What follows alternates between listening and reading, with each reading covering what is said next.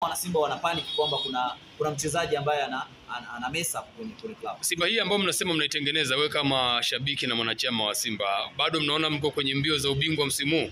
So tuko kwenye mbio za ubingwa. Tuambie wewe unatakiwa useme nani anawakimbiza. Kwa Simba hii ilivyotengenezwa bwana Juma, ni Simba ambayo haina wasiwasi. Ni Simba ambayo itatengeneza misemo mingi. Ni Simba ambayo imetengeneza slogan gusa achia, sijui hatuchezi FC, sijui afanye nini, sijui vitu vingi, mpaka hii Simba imesababisha watu wengine wamegeuka kutoka wasemaji mpaka wamekuwa wafungwa. Kwa Simba hii imeleta maajabu makubwa sana, unaona. Simba hii ambayo tunasema ina watu ambao wamekuja katikati ya msimu lakini wamefanya mambo makubwa. Kina Mpanzu wamekuja, washu Mpanzu angekuwa ameanza ligi na sisi. Simba hii zile mechi ambazo tulikuwa tunapoteza, sijui Coast, sijui nini, unategemea ingekuwaje Simba hii? Kuna watu ambao hata wangekuwa wangesema wachezi. Na sasa hivi na jina lingine. Na sasa hivi wana Simba jambo lolote ukiwauliza lazima wamtaje Mpanzu. Yaani Mpanzu kama yeye ndio engine ya timu sasa. Yaani hamna mwingine wa kumtaja tofauti na Mpanzu. Sio kwamba kila msikiti una imamu. Kwa hiyo tunapomtaja Mpanzu kipindi hichi ndio imamu wa msikiti. Kama Simba ni msikiti, imamu ni msikiti. Kama Simba inahitaji sisi tunamuita prophet. Nabii Elia. Nadhani unaelewa, alishusha moto. Kwa hiyo Mpanzu anashushaga moto kama ule wa Elia. Kwa ndicho ambacho kinatokea ndani ya viunga vya Msimbazi. Kwa licha kwamba mnatengeneza timu, lakini ubingwa msimu huu uko mikononi mwenu. Uko mikononi mwetu. Ndio maana watu wana hofu. Simba hii watu wangekuwa na uhakika kipindi kile kama zamani, usije kuta watu wanakimbia kasi. Lakini wanajua kabisa ubingwa, wanatengeneza reason. Unapoona hizi bwana Juma, nikupe hizi za ndani tu kwamba unapoona hizi habari kwamba watu wanakimbilia kasi, watu wanafungulia, watu wanalalamika, imekuwa timu ya malalamiko, imekuwa timu ambao kila siku inakuja na vitu vipya, matishio, barua 8 9 kwenye kitu kimoja, ni kwamba wanatengeneza vitu ambavyo wataenda kuwaambia mashabiki zao pale ambapo watakuwa wamekosa ubingwa. Kwa sababu sasa hivi wakikosa ubingwa wana sababu.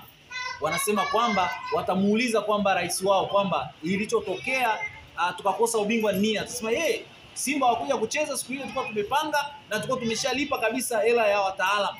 Kwa hiyo ilipotea. Kinachowakosti ni hicho. Kwa hiyo watu wana reason. Ndio maana usingekuwa wana uhakika Simba kipindi hichi naenda kuchukua ubingwa, usingekusikia malalamiko ambao watu wanalalamika, watu wanafungwa, watu wanakorogana klabuni, watu wanafanya vitu ambavyo hata haviko kimaadili. Nasikia watu wanapigwa mafaini, watu wanaongea vitu ambavyo haviko. Hii ni kutokana na kwamba hofu wanatengeneza logic question ambazo wanaenda kuwaambia mashabiki wao. Sasa hizi pretending wanazozifanya ndizo ambazo tunajihakikishia sisi kama mashabiki wa Simba kwamba ubingwa sisi tunao. Kwa sababu hujamsikia mwana Simba ambao sisi tuliandika barua moja tu, lakini una watu kila siku wanazunguka kasi. Kila siku, hata asubuhi leo unaweza kukuta kuna mtu kasi pale. Mimi nataka uniambie kama mwanamichezo na kama mwana Simba kwa ujumla. Naam.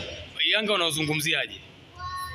Siwezi kuwazungumzia Yanga kwa sababu yani ukiwa unamzungumzia mtu ama wana kitu cha maana cha kumzungumzia. Kwa sababu ukimzungumzia utajiuliza unamzungumzia labda msemaji. Yaani kikosi kwa ujumla cha Yanga wao unavyokitazama. Kwanza unajua kabisa mimi siangaliani sana mechi zao. Siangalii mechi zao sana Yanga kwa sababu ni kipi unaangalia Juma, unaangalia vitu ambavyo unajifunza. Ukijiangalia mwisho wa siku unaweza ukawa unaanza kulalamikia familia yako, unaanza kulalamikia mwajiri wao, kwa sababu timu jinsi inavyokujenga mentality ndio vitu hivyo ambavyo kwenye kichwa chako vinakuwa vinasaidia. Kile kikosi cha Yanga ni mchezaji gani ambaye anaweza kaja akaingia kwenye kikosi cha Simba? Kikosi cha Yanga?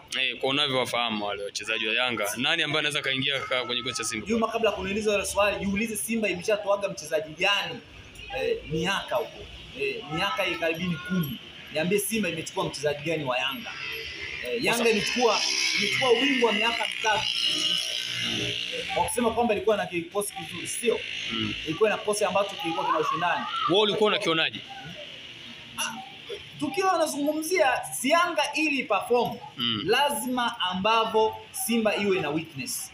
Haijawahi kutokea Simba ina perform katika kiwango kikubwa alafu yani Simba Yanga ikachukua ubingwa. Lazima ikute Simba aidha ina migogoro yake, aidha ina mambo ambayo yakuwa vizuri. Kwa misimu mitatu ambayo Yanga amechukua ubingwa, unafikiri mlikuwa hamko sawa, mlikuwa hamna ubora kama wa kwao, ama mlikuwa mna mambo yenu ya tofauti na ubora wa wachezaji? Tulikuwa tuna mambo ambayo hayako sawa sawa.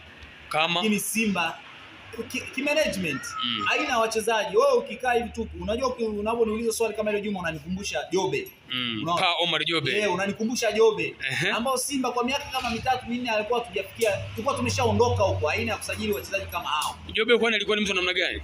Jobe ndugu yangu yule alikuwa ni imamu tu. Yaani wa kawaida. Ni mtu ambaye alikuwa hajui Tanzania, hajui mlima Kilimanjaro uliko, akaja huko. Lakini sio mchezaji ambaye leo hii Jobe hata kama alikuwa na perform huko alikotoka. Lakini kwa level na kwa piki ambao Simba ilikuwa imefika, kwa ligi ya ushindani wa klabu yetu ilikuwa imefika, tulikuwa tunahitaji na Simba. Kwa sababu unapomsajili mchezaji lazima uangalie na kipindi na hiyo season Simba ikoje. Simba ilikuwa katika season